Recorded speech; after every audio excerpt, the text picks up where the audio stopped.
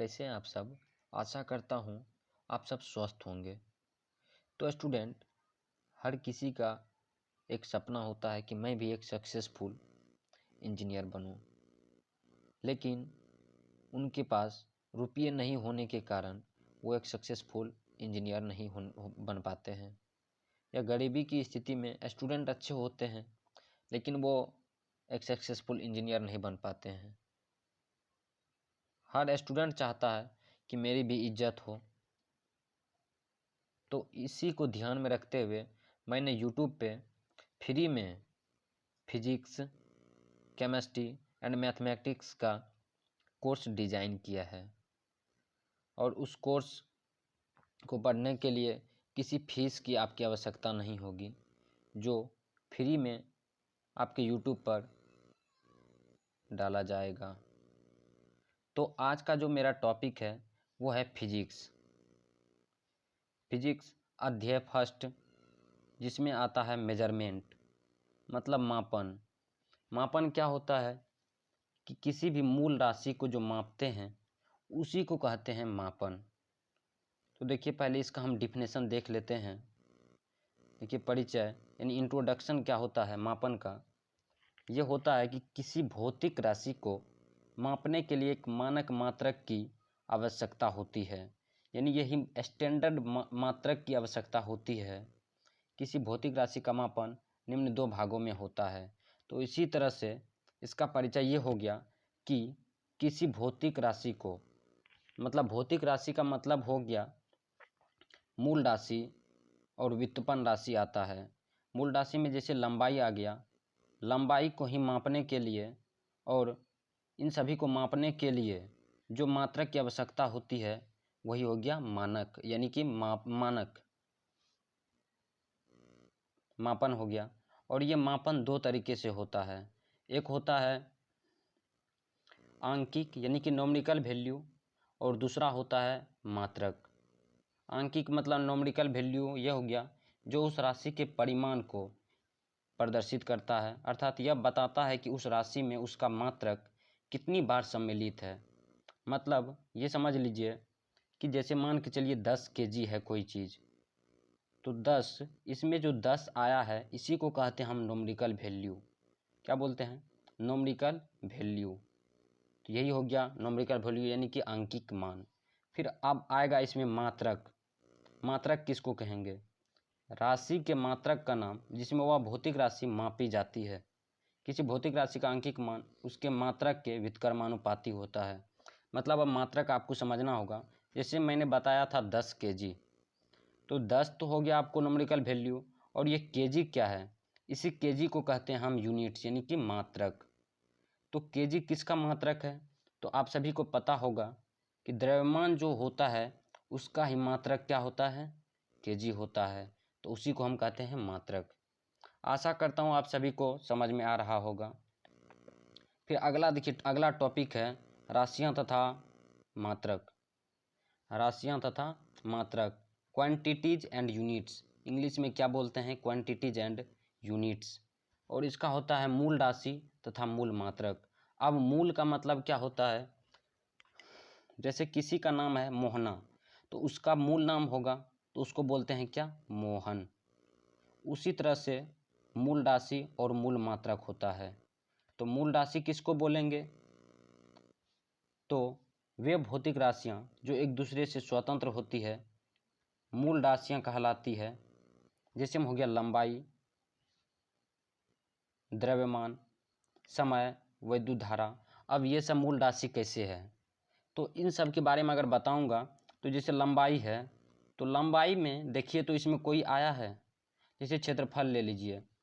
क्षेत्रफल में क्या होता है? लंबाई और चौड़ाई दोनों होता है, लेकिन लंबाई में देखिए लंबाई सिंपल अकेला है, तो इसी कारण से कहते हैं इसको मूल राशियाँ। क्या बोलते हैं? मूल राशियाँ।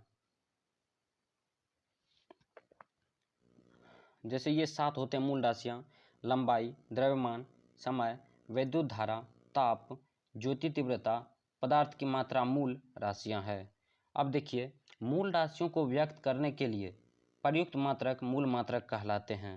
अब देखिए ये क्या बात है कि मूल राशि जो होता है, जैसे लंबाई ही है, तो लंबाई को हम तो कोई न कोई मात्रक देंगे, तो उसको जो मात्रक देते हैं उसको हम बोलते हैं मीटर।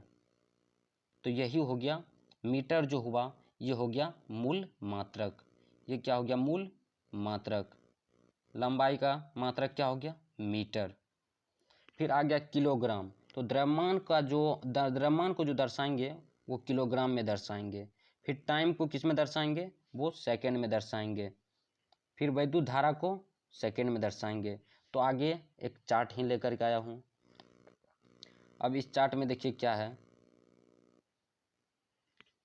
कि मूल मात्रकों की SI प्रणाली, SI system of fundamental units, मतलब मूल राशि मतलब लंबाई, द्रव्यमान, समय, विद्युत धारा, ताप, ज्योति तीव्रता, पदार्थ की मात्रा, ये सब स्टूडेंट। अब फिर लंबाई को हम किस मात्रक में मापेंगे? तो लंबाई को मीटर में मापेंगे। फिर मीटर का शॉर्ट फॉर्म यानी संक्षिप्त में क्या लिखेंगे? स्मॉल m से डिनोट करेंगे। फिर आएगा आपको द्रव्यमान। कौन आएगा? द्रव्यमान को हम किलोग्राम से डिनोट करेंगे और किलोग्राम का शॉर्ट फॉर्म क्या लिखेंगे? kg लिखेंगे। फिर आगे आएगा समय। आगे कौन आएगा? समय आएगा। तो समय को हम इसका मूल मात्रक क्या देंगे? सेकेंड देंगे और इसका शॉर्ट फॉर्म क्या लिखेंगे? स्मॉल s लिखेंगे। फिर आगे आएगा विद्युत धारा मतलब इलेक्ट्रिक करंट, और इलेक्ट्रिक करंट का फंडामेंटल यूनिट क्या होता है? एम्पियर। और इसको हम किससे दर्शाएंगे? तो ए से दर्शाएंगे। फिर आगे आता है ताप को हम किससे दर्शाएंगे? तो ताप को हम केल्विन से दर्शाएंगे और इसको हम क्या लिखते हैं? तो के। फिर आएगा ज्योति तीव्रता का मूल मात्रक क्या होता है? कैंडेला। तो फिर इसका हम शॉर्ट फॉर्म लिखेंगे, तो शॉर्ट फॉर्म क्या हो जाएगा? CD। फिर आगे आएगा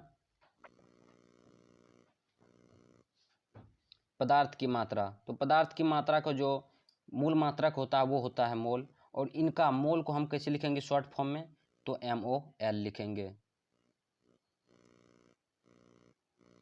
फिर एक और आता है पूरक राशियां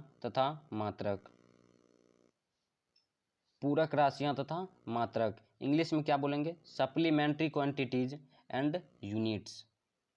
तलीय कोण तथा घन कोण पूरक राशियां हैं। पूरक मतलब क्या होता है? बाद का जो राशि है उसी को हम कहते हैं पूरक राशियां। तथा इनके मात्रक मतलब इनका जो मात्रक होता है, जैसे लंबाई था तो लंबाई का मात्रक क्या था? लंबाई का था मीटर। उसी तरह से तलीय कोण जो है, तो तलीय कोण का क्या हो जाएगा? तो तलीय कोण को हम रेडियन में देंगे। और घन मतलब होता है क्यूब कोण जो होता है यानी घन कोण, उसको हम किस में मापेंगे? उनका मात्रक ST रेडियन में मापेंगे। फिर आगे देखिए आता है व्युत्पन्न राशियां तथा मात्रक। अब पहले व्युत्पन्न के बारे में जान लीजिए। वे राशियां जो मूल राशियों की सहायता से प्राप्त होती है उसे व्युत्पन्न राशि कहते हैं। जैसे यहाँ एक क्षेत्रफल दिया है, तो क्षेत्रफल के बारे में आप जान लीजिए कि ये व्युत्पन्न कैसे है। व्युत्पन्न मतलब दूसरे राशि से उत्पन्न, उसी को हम कहते हैं व्युत्पन्न राशियां। और मात्रक यानी कि ऐसा मात्रक जो दूसरे मात्रक की सहायता से उत्पन्न होता है। तो एक एग्जाम्पल से हम बता देते हैं। जैसे क्षेत्रफल है, तो क्षेत्रफल का फॉर्मूला क्या होता है? लंबाई गुना चौड़ाई। और यहाँ डिफिनेशन क्या है? मूल राशियों की सहायता से प्राप्त होती है। तो लंबाई तो मूल राशि है, फिर चौड़ाई भी तो मूल राशि है। तो लंबाई और चौड़ाई मूल राशियों की सहायता से तो ये क्षेत्रफल बना है, यानी कि यही हो गया व्युत्पन्न मात्रक। फिर आगे आयतन के बारे में बताते हैं। आयतन में क्या होता है? LBH यानी कि लंबाई गुना चौड़ाई गुना ऊंचाई, ये तीनों आता है। तो लंबाई भी तो आपका मूल राशि है, फिर चौड़ाई भी मूल राशि है, ऊंचाई भी मूल राशि है। तो ये तीनों जो है मूल राशि है। और आयतन किससे बना है? तो मूल राशि की सहायता से बना है। तो आयतन क्या हो गया? व्युत्पन्न राशि हो गया। फिर आगे आता है दाब। तो दाब आपका किससे बना है? दाब का फॉर्मूला क्या होता है? बल गुना क्षेत्रफल। तो बल आपका क्या है? दाब बराबर बल गुने क्षेत्रफल भी बना है तो लंबाई और चौड़ाई से बना है, तो ये भी मूल राशि हो गया। और बल का होता है, बल भी ये क्या है? तो मूल राशि। तो ये दोनों भी किससे बना है? तो आपका तो मूल राशि से ही बना है, तो दाब भी क्या हो जाएगा, तो व्युत्पन्न राशि हो जाएगा। क्यों? क्योंकि ये मूल राशि की सहायता से उत्पन्न हुआ है। फिर आगे देखिए, आगे है व्युत्पन्न राशियों को व्यक्त करने के लिए प्रयुक्त किए जाने वाले मात्रक व्युत्पन्न मात्रक कहलाते हैं। ये मात्रक मूल मात्रकों की सहायता से प्राप्त किए जाते हैं। अब जैसे क्षेत्रफल है, क्षेत्रफल का मात्रक क्या है, मीटर स्क्वायर। तो हम कैसे पता किए, तो क्षेत्रफल का फॉर्मूला क्या था, लंबाई गुना चौड़ाई। तो लंबाई को हम किस में मापते थे, अभी तुरंत आपको ये चार्ट याद करना होगा, मूल राशि और मूल मात्रक का। तो लंबाई का होता है मीटर और चौड़ाई का स्टूडेंट मीटर, तो इसका क्या हो जाएगा, मीटर स्क्वायर।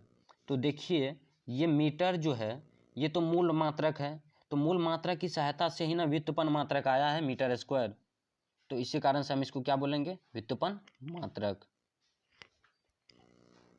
फिर आता है महत्वपूर्ण परिभाषा, ये सब मेन नहीं है। अब आ गया प्रकाश वर्ष यानी कि लाइट ईयर। प्रकाश वर्ष में आ गया, प्रकाश वर्ष का मतलब क्या है, प्रकाश वर्ष दूरी का मात्रक है। मतलब ये क्या, निर्वात में प्रकाश द्वारा एक वर्ष में चली गई दूरी को प्रकाश वर्ष कहते हैं। मतलब निर्वात जो है उसमें जो प्रकाश दूरी तय करता है उसी को हम क्या कहते हैं, प्रकाश वर्ष। तो एक प्रकाश वर्ष बराबर कितना होता है, तो 9.46 इंटू 10⁻15 मीटर होता है। तो अब इसी तरह यहाँ 10⁻13 क्यों हो गया, तो इसको प्रूव करने के लिए जैसे देखिए यहाँ 9.46 को हम क्या लिख सकते हैं, 10 लिख सकते हैं, इंटू 10⁻15 है, ठीक है। तो 10⁻1 यानी कि यहाँ जब बीच में गुना का चिन्ह रहता है और बेस समान है तो पावर क्या होता है, जुट जाता है। तो 10 क्या हो गया, 16 हो गया। तो अब यहाँ 10 लेकिन 13 है, तो यहाँ 10⁻16 लिखिए। तो यहाँ ये किस में है, किलोमीटर में है। तो 1 किलोमीटर बराबर कितना होता है, 1000 मीटर। तो हमको किस में बदलना है, तो यहाँ किलोमीटर में, यहाँ मीटर में था, सॉरी यहाँ मीटर में है लेकिन हमको किलोमीटर में बदलना है। तो 10⁻16 और 1 मीटर बराबर 10⁻³ किलोमीटर होता है। तो अगर इसको बदलिएगा तो यहाँ क्या हो जाएगा, 10⁻13 मीटर, 10⁻13 मीटर, 10⁻13 यहाँ किलोमीटर है, सॉरी यहाँ किलोमीटर में आ जाएगा, किलोमीटर लगभग में आ जाएगा। फिर आएगा मानक किलोग्राम यानी कि स्टैंडर्ड किलोग्राम। तो 1 किलोग्राम बराबर होता है कार्बन 12, कार्बन 12 के इतना यानी कि 5.0188 इंटू 10⁻25 परमाणुओं का जो द्रव्यमान होता है उसी को हम कहते हैं मानक किलोग्राम।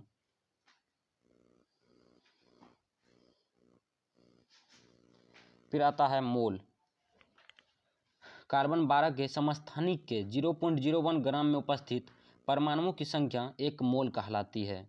मतलब कहने का मतलब ये हुआ कि एक मोल बराबर होता है 6.023 यहाँ पॉइंट होगा इंटू 10⁻23 और यहाँ जो अणु परमाणु आयन दिया है इसमें से कोई आपको एक दे देगा, अणुओं की संख्या, इतना अणुओं की संख्या या इतना परमाणुओं की संख्या या इतना आयनों की संख्या। फिर अगला देखिए, अगला है कैंडेला। कैंडेला तो वैसे आपके एग्जाम के व्यू से इम्पोर्टेंट नहीं है, फिर भी आपको पढ़ लेना चाहिए कि प्लेटिनम के हिमांक बिंदु पर 10 13 25 न्यूटन प्रति मीटर स्क्वायर के दाब पर किसी कृष्ण पिंड मतलब काला पिंड जिसका पृष्ठीय क्षेत्रफल इतना हो द्वारा पृष्ठ के अभिलंबवता ज्योति तीव्रता का मान 1 कैंडेला होता है। फिर अब आ जाइए किसमें, लंबाई, द्रव्यमान तथा समय के अन्य मात्रक। मतलब लंबाई, द्रव्यमान और समय का अन्य मात्रक क्या है, तो एक एंगस्ट्रॉम यानी कि लंबाई के मात्रक में हम अगर एंगस्ट्रॉम को मापते हैं तो एक एंगस्ट्रॉम बराबर क्या होता है, 10⁻⁻10 मीटर। अगर हम इसको सेंटीमीटर में लिखेंगे तब, क्योंकि लंबाई का मात्रक सेंटीमीटर भी होता है, लंबाई का मात्रक सेंटीमीटर भी होता है CGS में। तो अगर हम इसको सेंटीमीटर में लिखेंगे तो कैसे लिखेंगे, तो यहाँ 1 मीटर बराबर क्या होता है, तो 1 मीटर बराबर होता है 100 सेंटीमीटर। ठीक है, तो यहाँ 100 को हम क्या लिख सकते हैं, तो 100 को हम लिख सकते हैं 10⁻² सेंटीमीटर। तो यहाँ दिया क्या है 10⁻10 सेंटीमीटर, 10⁻10 मीटर दिया है, तो 1 मीटर बराबर इतना हम नहीं लिख देंगे 10⁻²। तो बेस समान है तो पावर क्या होगा, जुटेगा, लेकिन यहाँ -10 है और यहाँ +2 है, तो यहाँ क्या आ जाएगा राइट आंसर 10⁻8 सेंटीमीटर। अगर सेंटीमीटर में लिखना हो तो 10⁻8 सेंटीमीटर लिखना। तो स्टूडेंट अगला कहा जा रहा है कि 1 नैनोमीटर इक्वल टू कितना होता है, तो 1 नैनोमीटर इक्वल टू होता है 10⁻9 metre. 1 nanometre equal to 10⁻9 metre. वैसे आप लोग ऐसे भी याद रख सकते हैं, अगर यहाँ नैनो n है तो यहाँ 10⁻9 यानी 9 दे दीजिएगा। फिर अगला है 1 माइक्रोन। 1 माइक्रोन बराबर कितना होता है 10⁻6 सेंटीमीटर, 10⁻6 मीटर। अगर आप इसको सेंटीमीटर में बदलना चाहेंगे तो कैसे बदलेंगे, तो 1 मीटर बराबर कितना होता है, तो 10⁻² सेंटीमीटर। तो यहाँ अगर आप गुना कर देते हैं तो ये भी बेस समान, ये भी बेस समान, तो -6 और -2 कितना हो जाएगा, तो -4 हो जाएगा, 10⁻4 सेंटीमीटर, यही हो गया। फिर अगला देखिए, अगला क्या है, 1 मिलीमीटर बराबर 10⁻³ मीटर होता है। फिर 1 सेंटीमीटर बराबर 10⁻² मीटर। अभी तुरंत मैंने बताया, क्यों, क्योंकि 1 मीटर बराबर कितना होता है 100 सेंटीमीटर। अगर 1 सेंटीमीटर बराबर निकालना चाहेंगे तो कितना हो जाएगा 10⁻² मीटर हो जाएगा। तो इसी तरह से यहाँ दिया है। फिर आप देखिए यहाँ 1 किलोमीटर बराबर 1000 मीटर है, इसको हम ऐसे भी लिख सकते हैं 1000। तो 10 है और इस पे कितना जीरो है, 3 जीरो है, तो इसी कारण से 10⁻³ मीटर लिखा है। फिर अगला देखिए, 1 मेगामीटर बराबर 10⁻6 मीटर और 1 गीगामीटर बराबर 10⁻9 मीटर। और ये तो मैंने एक प्रकाश वर्ष बराबर 9.46 × 10⁻15 मीटर होता है, लेकिन 9.46 को आप लिख दीजिए 10 और 10⁻15 रहने दीजिए, तो 10 के ऊपर में कुछ नहीं तो 1। अगर बेस समान है तो पावर क्या होगा, जुड़ जाएगा ये दोनों, तो क्या लिख सकते हैं इसको 10⁻16 मीटर। आपके एग्जाम में अगर पूछे जाते हैं तो इसी तरह से पूछे जाते हैं 10⁻16 मीटर। अगर इसको किलोमीटर में बदल देगा तो यहाँ 10⁻13 किलोमीटर आ जाएगा। अब देखिए इसमें से मेन कौन कौन है लंबाई के मात्रक में, सबसे अगर मेन देखिएगा तो ये एंगस्ट्रॉम, नैनोमीटर, माइक्रोन, इसके बाद सेंटीमीटर, किलोमीटर और 1 प्रकाश वर्ष, यही आपके मेन है। 6 कुल 6 इसमें से मेन है। फिर अगला देखिए द्रव्यमान के मात्रक में क्या है, द्रव्यमान के मात्रक में 1 माइक्रोग्राम, माइक्रो को देखिए हम कैसे लिखते हैं मैथमेटिकली, और जो 1 माइक्रोग्राम बराबर होता है 10⁻9 की ग्रा, और 1 मिलीग्राम बराबर होता है 10⁻6 किलोग्राम, और 1 ग्राम बराबर कितना होता है 10⁻3 किलोग्राम। तो हम इसको प्रूव भी कर देते हैं, जैसे मान के चलिए 1 किलोग्राम बराबर 1000 ग्राम होता है, 1000 ग्राम। अगर यहाँ ग्राम को यानी 1000 जो है इसको इस साइड लीजिएगा तो इसके बट्टा में 1000 चले आएगा, ठीक है, तो यहाँ से तो हट जाएगा। तो हम इसको अगर 1000 को ऊपर में लिखेंगे तो हम ऐसे नहीं लिख सकते 10⁻³ किलोग्राम बराबर 1 ग्राम। तो यही तो वहाँ लिखा है, आप लोग कन्फ्यूजिया जाते हैं, कन्फ्यूज होने का नहीं है, समझने का है। फिर अगला देखिए समय का मात्रक, समय का मात्रक ये पूछा ही जाता है कि 1 पिको सेकंड बराबर 10⁻12 सेकंड होता है, और 1 नैनो सेकंड बराबर जब ही नैनो आया तो n चले आया, तो यहाँ पे हो जाएगा 10⁻9 सेकंड। फिर आता है 1 माइक्रो सेकंड बराबर 10⁻6 सेकंड, फिर 1 मिली सेकंड बराबर 10⁻3 सेकंड। फिर देखिए अगला आता है 1 एंगस्ट्रॉम बराबर, तो 1 एंगस्ट्रॉम बराबर 10⁻10 मीटर होता है, ठीक है, अभी आपने पढ़ा भी है। तो अगर इसको सेंटीमीटर में बदल दे तब क्या होगा, तो 100 से गुना वहाँ कर देंगे, सेंटीमीटर में बदल जाएगा। फिर यहाँ 1 नैनो सेकेंड बराबर 10⁻⁹ सेकेंड। अब फिर देखिए एक आता है वर्नियर कैलिपर्स का अल्पतमांक। वर्नियर कैलिपर्स का अल्पतमांक ये कई बार पूछा भी जाता है कि वर्नियर पैमाने के एक भाग की लंबाई मुख्य पैमाने के एक भाग की लंबाई से कम होती है, इस अंतर को मुख्य पैमाने का अल्पतमांक कहते हैं। मतलब कहने का मतलब ये हुआ इसका, यहाँ देखिए फॉर्मूला में बताया गया है कि अल्पतमांक बराबर फॉर्मूला होता है मुख्य पैमाने का एक भाग माइनस वर्नियर पैमाने का एक भाग, इन्हीं दोनों का जो अंतर होता है उसी को हम कहते हैं अल्पतमांक। यही मेन है। अल्पतमांक किसको कहेंगे? मुख्य पैमाने का एक भाग माइनस वर्नियर पैमाने के एक भाग, यानी इन दोनों का जो अंतर है उन्हीं को हम कहते हैं अल्पतमांक। अब फिर देखिए एक और फार्मूला होता है जो एग्जाम के व्यू से मेन होता है कि वर्नियर पैमाने का अल्पतमांक बराबर एक और फार्मूला क्या होता है, तो मुख्य पैमाने के एक भाग की लंबाई, यानी मुख्य पैमाना जो है उसका एक भाग का लंबाई बट वर्नियर पैमाने पर भागों की संख्या, मतलब वर्नियर पैमाना जो है इस पर जितना भी भाग है उनका जो संख्या है उसी को हम कहते हैं वर्नियर पैमाने का अल्पतमांक। फिर आता है सार्थक अंक। सार्थक अंक कई बार पूछा भी जाता है। सिग्निफिकेंट फिगर्स, किसी माप को जितने अंकों में शुद्ध रूप से प्राप्त किया जा सकता है, अर्थात उन अंकों की संख्या जिनके द्वारा किसी राशि को निश्चित रूप से व्यक्त किया जा सकता है। मान के चलिए यहाँ लिख दिया 8.022 गुना 10⁻16, तो इसको जो सही रूप से लिखा जाता है स्टूडेंट, उसी को हम कहते हैं सार्थक अंक, यानी कि सिग्निफिकेंट फिगर्स। तो देखिए फर्स्ट में दिया है, फर्स्ट में कि 10 की घातों के गुणनफल का सार्थक अंकों की संख्या पर कोई प्रभाव नहीं पड़ता है। मतलब क्या, जैसे मान के चलिए यहाँ 10⁻2 है तो इनका जो है सार्थक अंक में कोई भी प्रभाव नहीं पड़ेगा। कहने का मतलब यही है फर्स्ट रूल। तो यहाँ सार्थक अंक कितना है, तो 8.2 इंटू 10⁻2 में तो 10 की घात का जो संख्या है उनका तो कोई प्रभाव पड़ने वाला ही नहीं है। क्यों? क्योंकि आपका रूल ही कह रहा है कि 10 की घातों का गुणनफल का सार्थक अंक की संख्या पर कोई प्रभाव नहीं पड़ता है, तो इनका तो कोई प्रभाव पड़ेगा नहीं।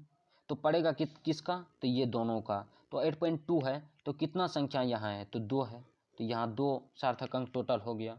तो इसी तरह से पूछ देगा आपको यहाँ दे के कि 4.6 इंटू 10⁻6 में सार्थक अंकों की संख्या बताइए। तो आपको पता होना चाहिए कि 10 पे पावर जो होता है उनका कोई प्रभाव इसमें नहीं पड़ता है। तो पड़ेगा किसका, तो इन दोनों का ही पड़ेगा, सिर्फ 4.6 का ही पड़ेगा। तो कितना संख्या है, 2 संख्या है इसमें, तो दोनों 2 का ही प्रभाव पड़ेगा।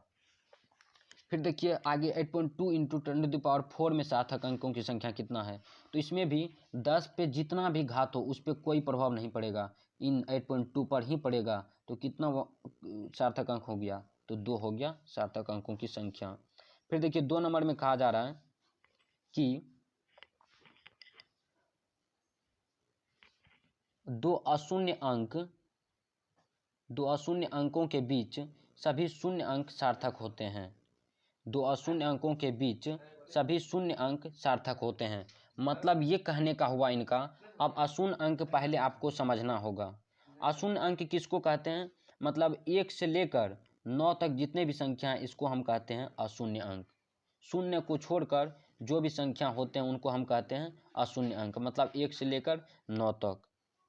तो 1 से 9 तक, तो इसमें देखिए ये पॉइंट है, पॉइंट के पहले भी अशून्य अंक आ गया है, मतलब 5 आ गया है, और पॉइंट के बाद यानी लास्ट में भी 2 आ गया है।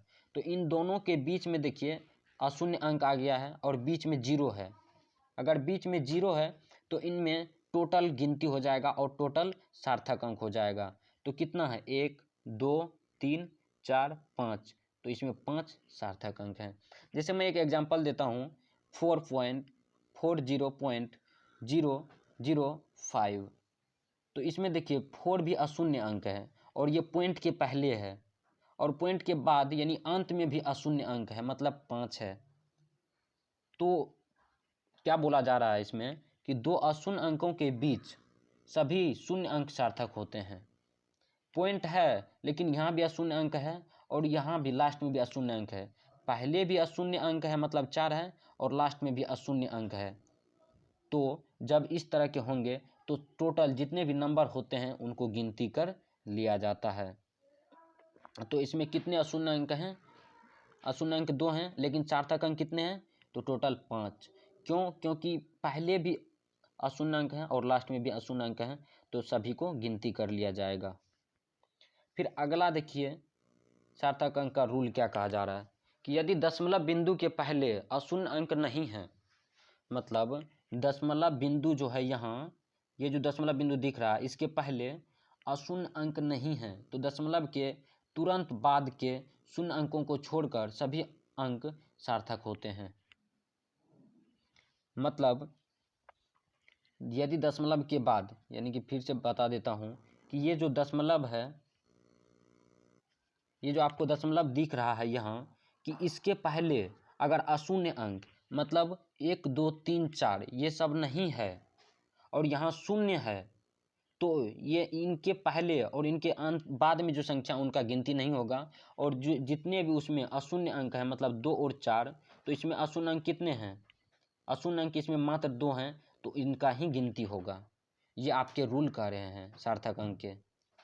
तो फिर देखिए दूसरा में क्या है कि 0.07284। अब देखिए पॉइंट के पहले क्या है? अशून्य अंक है, तो इसका रूल क्या कहा जाता है कि अगर दशमलव के पहले शून्य अंक हैं तो जितने उसमें अशून्य अंक हैं उनको ही सिर्फ गिनती किया जाएगा, पॉइंट के पहले शून्य का कोई वैल्यू नहीं होता है। तो इसमें जितने भी अशून्य अंक हैं उनका ही गिनती होगा। तो 7284 यानी कि 4 ही संख्या इसमें है, 4 सार्थक अंक हैं। फिर अगला देखिए, अगला रूल क्या कहा जा रहा है? 4 नंबर का रूल कहा जा रहा है कि यदि दशमलव से पहले कोई अशून्य अंक है तब दशमलव के तुरंत बाद के शून्य अंक भी सार्थक होते हैं। मतलब देखिए यहाँ दशमलव ये है बीच में, दशमलव यहाँ है बीच में, और इसके पहले भी दशमलव बीच में और इसके पहले भी अशून्य अंक है, तो इनके बाद में जो भी संख्या आएंगे ये सब, तो इन सभी को सार्थक अंक में गिनती कर लिया जाएगा। तो इसमें कितने हैं? 1 2 3 4 5 6, तो इसमें सार्थक अंक कितना हो गया? 6 यहाँ दिया हुआ है। ठीक है। फिर अगला देखिए, अगला है कि जोड़ते तथा घटाते समय किसी भी राशि में दशमलव बिंदु के बाद जितने कम अंक होते हैं प्रत्येक माप में दशमलव के बाद उतने ही सार्थक अंक रखने चाहिए। मतलब मैं समझा देता हूँ आप सभी को कि देखिए यहाँ जोड़ेंगे इन सभी को अगर जोड़ेंगे तो इसमें फर्स्ट वाले में देखिए दशमलव के बाद कितना है? 1 ही अंक है, तो इनमें भी ये 2 को छोड़ देंगे, सिर्फ 3 को ही लेंगे क्योंकि एक ही संख्या को लेना है। फिर यहाँ दशमलव के बाद 3 अंक है तो 2 को छोड़ के 1 ही लेंगे क्योंकि फर्स्ट वाला में 1 ही अंक है। तो वही क्या है यहाँ 84.3 3 ही लिया है क्योंकि आपका रूल कहा जा रहा है। और यहाँ 2 को छोड़ करके 3 ही लिया है, और 1.2 ही लिया है, और यहाँ 4 3 को छोड़ करके 5 ही लिया है, और इन सभी के जोड़ करके 110.3 आया है राइट आंसर। फिर अगला देखिए, अगला क्या कहा जा रहा है 6 नंबर में कि विभिन्न मापों की गुणा तथा भाग करने पर प्राप्त गुणनफल तथा भागफल में केवल उतने ही सार्थक अंक रखने चाहिए जितने की सबसे कम सार्थक अंक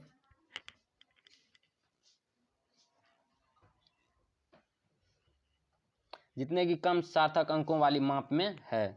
तो इसका यदि किसी घनाभ की लंबाई चौड़ाई तथा ऊंचाई क्रमशः इतना दिया हुआ है और आयतन भी इतना घन सेंटीमीटर है, आयतन भी इतना घन सेंटीमीटर है, 4 अंक है, लेकिन चूंकि लंबाई में 2 अंक ही सार्थक हैं अतः आयतन में भी 2 सार्थक अंक होंगे, अतः आयतन 2.2 सेंटीमीटर लेंगे। फिर देखिए अब मापों में त्रुटियां, ये सब तो मेन नहीं है, आपके स्मरणीय तथ्य ये मेन है कि भौतिक राशियां 2 हिस्सों से बनी है, आंकिक मान तथा मात्रक। इनकी भौतिक राशियां जो होती है, फर्स्ट में ही इंट्रोडक्शन में ही मैंने बताया है कि भौतिक राशि जो होती है वो 2 हिस्सों से बनी होती है, एक आंकिक मान यानी नोमेरिकल वैल्यू और दूसरा मात्रक। मतलब क्या, ये भौतिक राशियां हैं 10 kg, तो ये नोमेरिकल वैल्यू 10 हो गया, और ये kg मात्रक, ये 2 ही चीज़ों से बनी होती है भौतिक राशियाँ। फिर अगला देखिए, अगला कहा जा रहा है कि भौतिक राशियाँ 2 प्रकार की है, पहला आधारी या मूल, यानी आधारी या मूल उसी को बोला जाता है, तथा दूसरा व्युत्पन्न। आधार या मूल मतलब जैसे लंबाई हो गया, इसके बाद चौड़ाई हो गया, इसके बाद द्रव्यमान हो गया, ये सब क्या है, मूल मात्रक है। और दूसरा व्युत्पन्न मतलब क्या, जैसे क्षेत्रफल हो गया, फिर आयतन हो गया, आयतन, ये सब क्या है, व्युत्पन्न है, क्योंकि क्षेत्रफल को अगर आप देखेंगे तो लंबाई और चौड़ाई से मिलकर बना है। फिर अगला देखिए, तलीय कोण तथा घन कोण दो पूरक राशियां हैं। तो मैंने बताया था कि दो पूरक राशियां हैं, कौन, तलीय कोण और घन कोण, और जिसका मात्रक होता है रेडियन और दूसरे का होता है घन कोण का स्टेरेडियन। तो आप लोग अच्छे से याद रखेंगे। फिर देखिए दूसरा है कि एक माध्य दिवस में 86,400 सेकेंड होते हैं।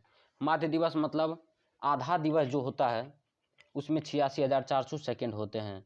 और एक प्रकाश वर्ष लगभग 10⁻13 किलोमीटर या 3.26 पार्सेक के बराबर होता है। यानी एक प्रकाश वर्ष कितने के बराबर होता है, 10⁻13 किलोमीटर या 3.26 पार्सेक के बराबर होता है। क्यों, क्योंकि यहाँ जो यूनिट है वो बदल गया और यहाँ पे किलोमीटर में है स्टूडेंट और यहाँ पे पार्सेक में है स्टूडेंट। इसी कारण से एक प्रकाश वर्ष लगभग 10⁻13 किलोमीटर या 3.26 पार्सेक के बराबर होता है, या इसी को हम बोलते हैं 3.26 light year. 3.26 light year English में ये बोलते हैं। और 10⁻13 किलोमीटर कैसे हुआ मैंने बताया था। फिर होता है वास्तविक लंबाई यानी वर्नियर पैमाना बराबर होता है प्रेक्षित लंबाई माइनस शून्यांक त्रुटि। वर्नियर पैमाना का मैंने फॉर्मूला बताया था कि प्रेक्षित लंबाई माइनस शून्यांक त्रुटि, यही होता है। फिर आता है पेंचमापी अर्थात माप, प्रेक्षित माप माइनस शून्यांक त्रुटि। अब आता है एक पॉइंट मेन है जो है पृथ्वी की त्रिज्या 6400 किलोमीटर है। पृथ्वी की त्रिज्या कितनी होती है, 6400 किलोमीटर होती है। फिर इसको मीटर में भी बदल के आपसे पॉलिटेक्निक वाले पूछ सकते हैं। तो अगर आपको ये कोर्स अच्छा लगा, मेरा डिज़ाइन पढ़ने में आपको अच्छा लगा, तो आप वीडियो को शेयर कीजिए और चैनल को सब्सक्राइब ज़रूर कीजिए और अपने छोटे बड़े को भी बताइए इस कोर्स के बारे में, जिनसे उनका भी दुख दूर हो जाए और पॉलिटेक्निक में अच्छे से अच्छे नंबर से पास हो। तो आज के लिए स्टूडेंट इतना ही, और कल मैं लेकर के आऊँगा आप सभी के लिए इस चैप्टर के जितने भी वेरी वेरी इंपॉर्टेंट ऑब्जेक्टिव हैं, मैं उन सभी ऑब्जेक्टिव को कराने वाला हूँ। VVI ऑब्जेक्टिव जितने भी हैं मैं उन सभी ऑब्जेक्टिव को लेकर के आने वाला हूँ। तो आप लोग क्या करेंगे, चैनल को सब्सक्राइब करके और बेल नोटिफिकेशन जो है उनको ऑन कर लेंगे, जिनसे कि मैं जैसे ही ऑब्जेक्टिव को लेकर के आऊँ तो आप सभी को नोटिफिकेशन चले जाएं और आप लोगों को कोई परेशानी और दिक्कत नहीं हो। किसी भी प्रकार की अगर आप सभी को दिक्कत होती है तो आप लोग कमेंट ज़रूर करें, मैं उनका फुल्ली सॉल्यूशन करूँगा, कोशिश करूँगा कि कर दूँ। God bless you all, take care.